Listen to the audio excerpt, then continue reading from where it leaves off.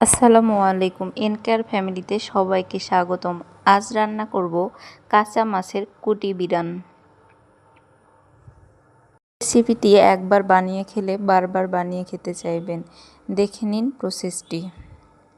কাঁচা মাছে লেবু মিশিয়ে নিব, দিয়ে দেব লবণ, হলুদ গুঁড়ো, মরিচ গুঁড়ো, ধনে গুঁড়ো, জিরে গুঁড়ো, আদা রসুন বাটা, সরিষার তেল দিয়ে মাখিয়ে 20 মিনিট বা 30 মিনিট রেস্টে রেখে দেব।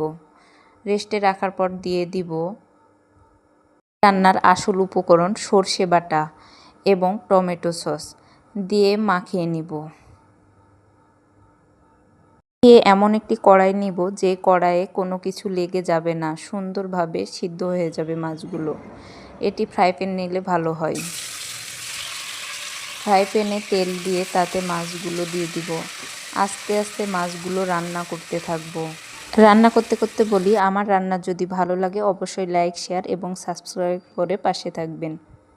মাছগুলো যখন ভালোভাবে সিদ্ধ হয়ে আসবে তখন ফালি করে রাখা পেঁয়াজ এবং শুকনো মরিচ দিয়ে দিব।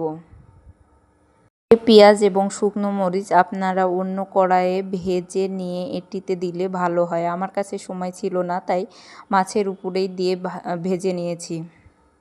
পেঁয়াজ, শুকনো মরিচ এবং মাছ সবগুলো উপকরণ ভালোভাবে ভাজা হয়ে আসলে রেডি কাঁচা মাছের কুটি বিরান।